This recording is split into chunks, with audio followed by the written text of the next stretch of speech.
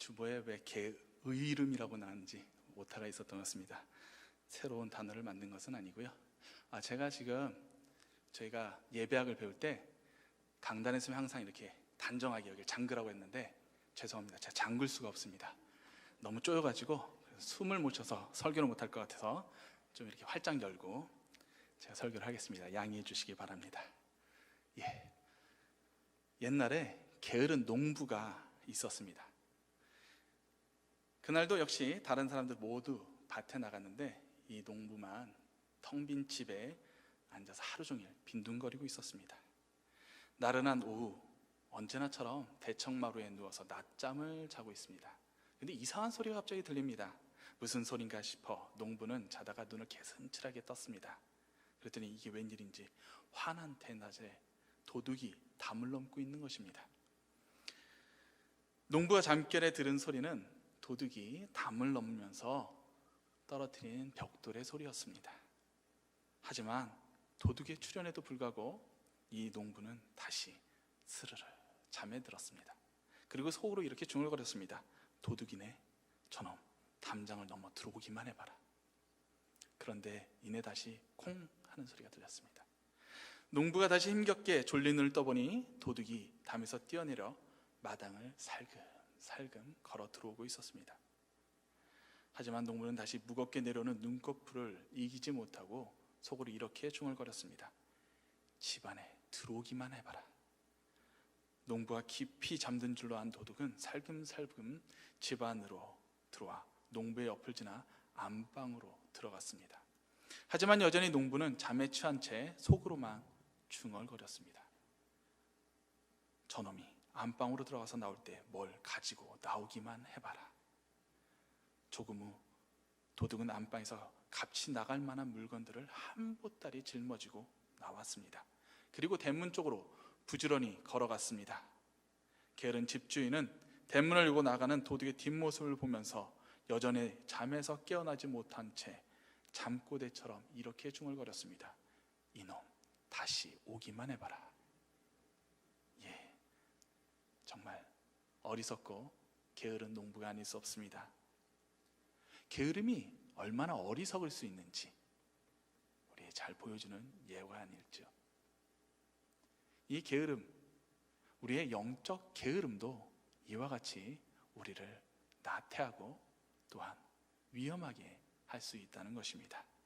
오늘 본문은 우리가 너무나도 잘 알고 있는 달란트 비유입니다. 주인이 타국에 가면서 3명의 종에게 달란트를 맡겼습니다. 한 종에게는 5달란트, 한 종에게는 2달란트, 그리고 한 종에게는 1달란트를 맡겼습니다.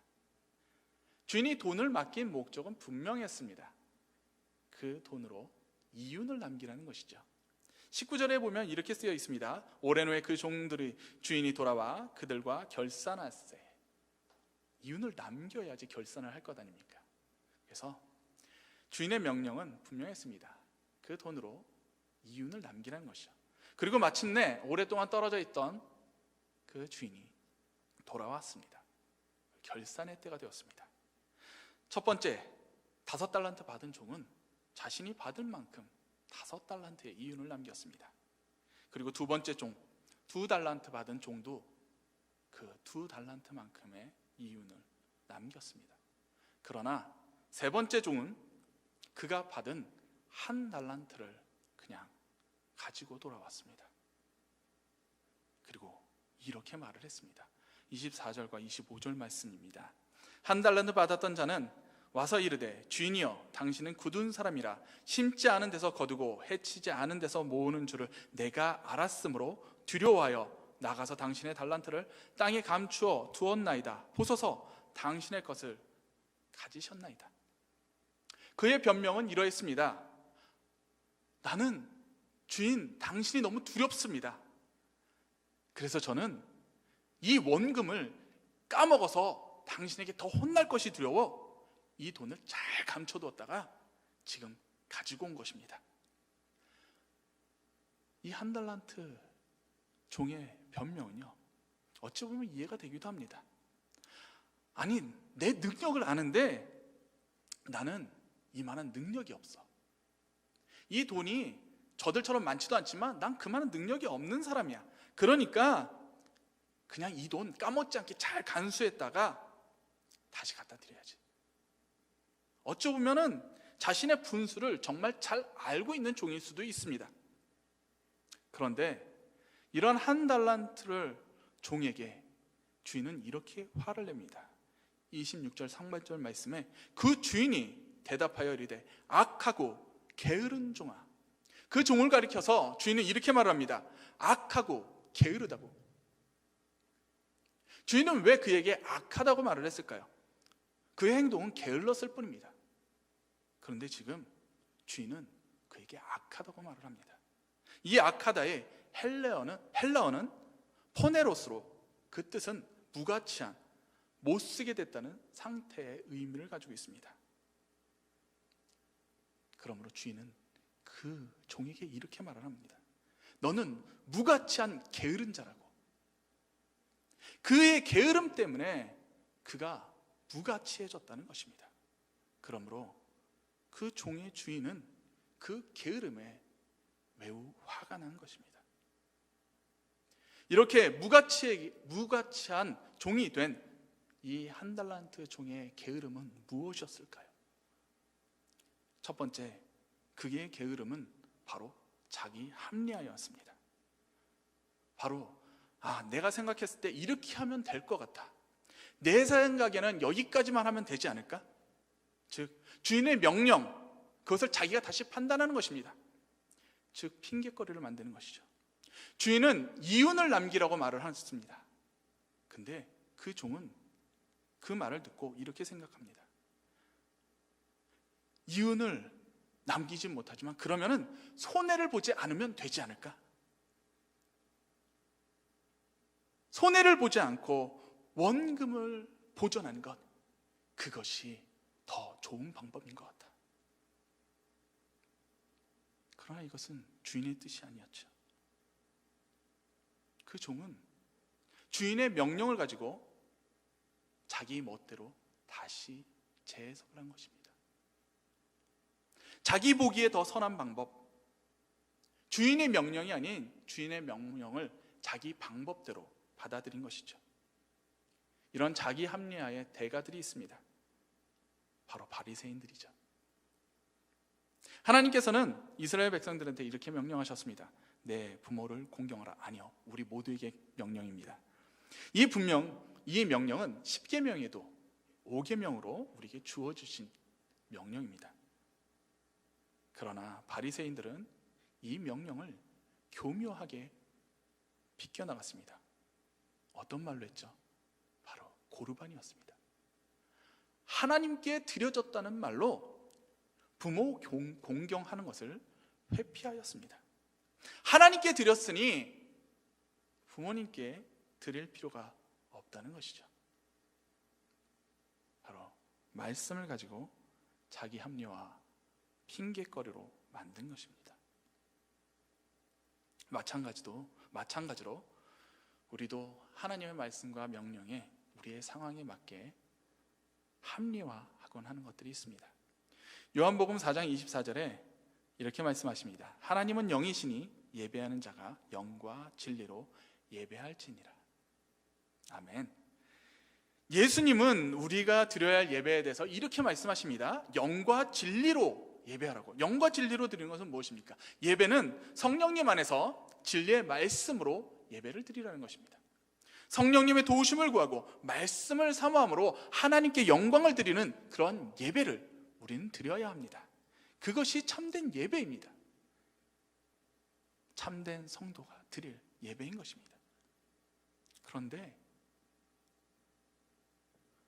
어떤 성도님들은 이런 분들이 있습니다. 내가 예배를 잘 드리고 있으니까, 교회를 잘 섬기고 있으니까, 모든 예배뿐만 아니라 새벽 예배까지도 잘 드리고 있고 교회 봉사도 열심히 하니까 나는 충성된 종이라고 생각을 하는 것입니다. 마치 바리새인처럼 내가 모든 율법을 다 지키고 예배도 빠짐없이 잘 지키고 있으니까 나는 하나님의 충성된 종이야 라고 생각하는 것과 같다는 것입니다. 이러한 모습은 바로 자기만족입니다. 자기 합리화입니다. 이것이 바로 영적 게으름입니다. 이렇게 자기만족과 자기 합리화에 빠진 바리새인들에게 예수님께서는 이렇게 말씀하셨습니다. 회칠한 무덤과 같다고. 그리고 그들은 자기의 상을 이미 받았다고 말씀하십니다. 자기만족과 자기 합리화의 게으름에 빠진 자들에게는 하나님의 상은 더 이상 남아있지 않습니다. 하나님 앞에 칭찬받는 종은 자기 합리화와 핑계 그리고 자기 만족에 빠지는 자가 아니라 하나님의 기쁨을 위해 그 말씀 그대로 순종하는 자들입니다. 두 번째, 이 종의 게으름은 바로 본분을 망각했다는 것입니다. 학생의 본분은 무엇입니까? 학생의 본분은 공부하는 것입니다. 학생이라면 마땅히 공부를 해야 되죠. 요즘은 조금 옛날 같은 그런 공부는 아닐 수 있습니다. 다양한 공부를 하죠. 하지만 학생은 반드시 공부를 합니다. 그리고 선생님의 본분은 가르치는 것입니다. 부모의 본분은 가정을 지키는 것입니다. 자녀를 돌보는 것이죠. 그러하듯이 종의 본분은 바로 주인의 명령을 듣고 순종하는 것입니다. 종의 본분은 완전한 순종입니다. 그에게 내려진 명령을 온전히 따르는 것, 그것이 바로 종이 감당해야 할 본분입니다.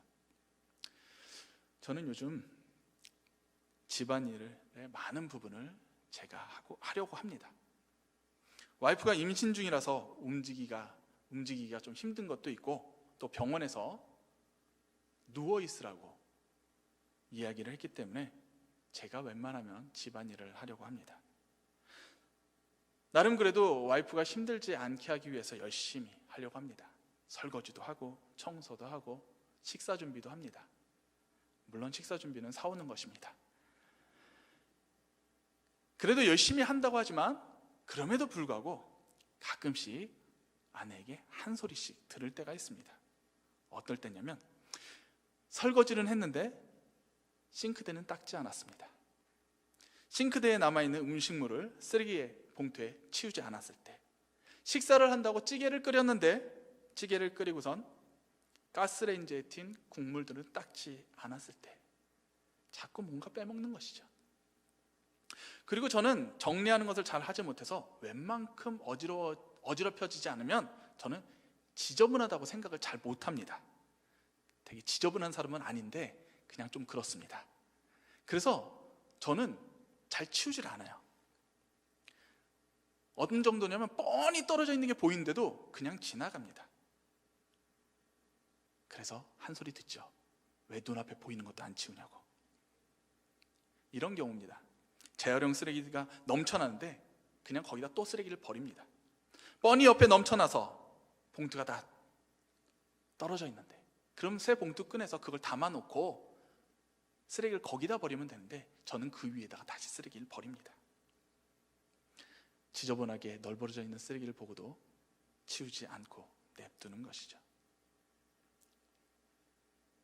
이렇게 제가 빼먹은 것들, 깜빡한 것들, 그냥 넘어간 것들 때문에 저는 아내에게 한 소리씩 들을 때가 있습니다. 그럼 저는 어떨까요? 그러면요, 한 소리 들을 때마다 전 서운해요. 아니, 나 한다고 열심히 했는데, 아니, 난 최선을 다했는데, 아니 10개 중에 8개는 했다고, 근데 한두 개 못했다고 내가 이렇게 혼나야 돼? 한 소리를 내가 꼭 들어야 되는 거야? 그러면서 서운한 감정이 드는 거예요. 그러고선 이렇게 생각을 합니다. 아니, 열심히 하다 하나도 빼먹을 수 있지. 다른 거 다 잘했는데 굳이 내가 못한 거 한두 개 때문에 내가 그렇게 혼나야 되는 거야? 이렇게 서운한 감정이 드는 겁니다. 그래서 제 생각이 뭐냐면, 내가 8을 잘했잖아.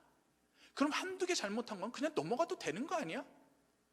내가 잘한 것 때문에 이 정도는 봐줘도 되는 거잖아 하고 저 스스로 이렇게 생각하면서 서운해하는 겁니다.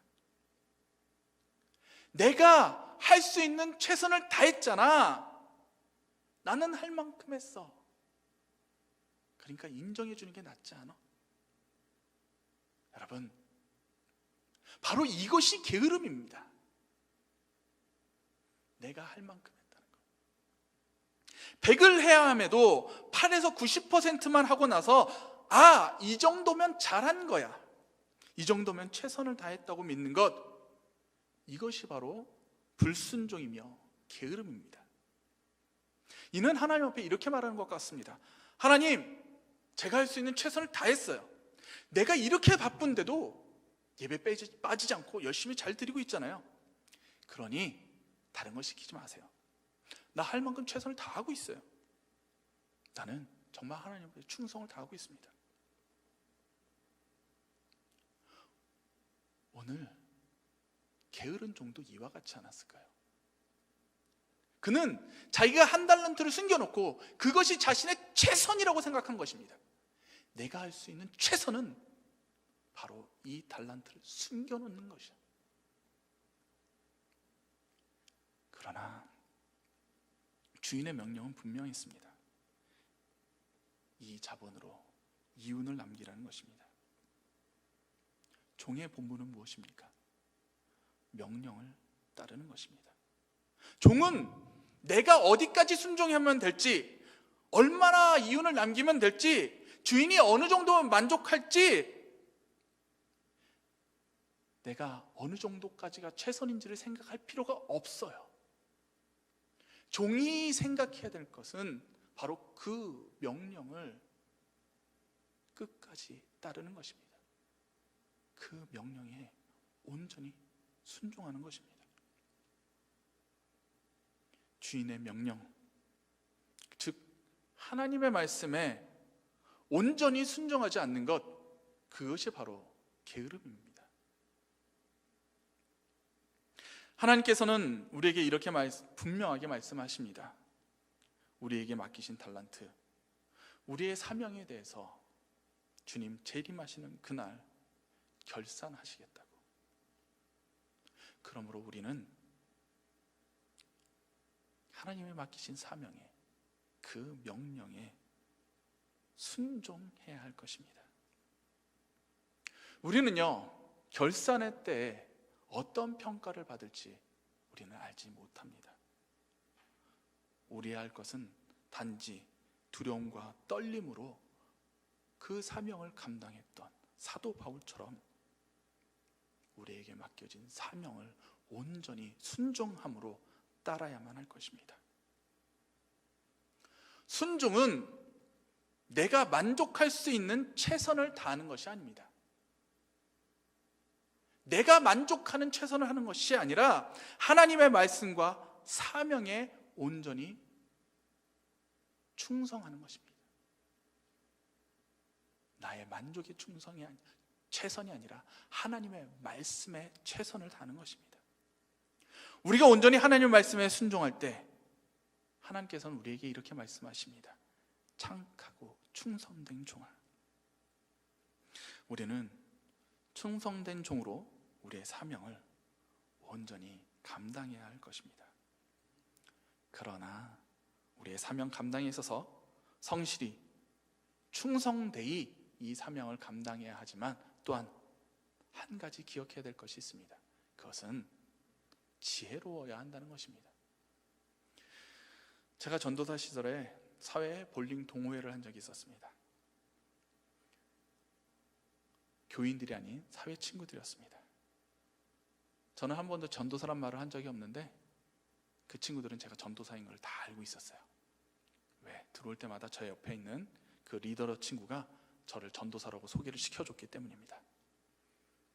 덕분에 그 친구들하고 많은 얘기를 할 수가 있었습니다. 신앙 상담도 있었고요. 어떤 친구들은 교회에서 상처받은 얘기를 저한테 와서 해주는 친구들이 있었어요. 교회 왜 그러냐고 이렇게 따지는 친구들도 있었습니다. 그런데 한 번은 아직까지도 기억에 남는 친구가 있어요. 그 친구는 교회 가는 게 너무나도 싫다는 겁니다. 왜 그러니? 자기 큰어머니가 계시는데 그 어머니 때문에 정말 교회 가기 싫다는 겁니다. 자기 집안은 제사를 지낸다는 것입니다. 친척들이 다 모여서 제사를 지내는데 그때마다 큰어머니는 꼭 오신답니다. 그러고선 이렇게 말씀하십니다. 그거 우상 숭배라고. 지금 음식 장만하면 안 된다고. 계속해서 음식을 장만하고 있는 가족들을 향해서 우상 숭배라고, 잘못하는 거라고 계속해서 옆에서 핀잔을 주고 잘못을 지적하고 있습니다.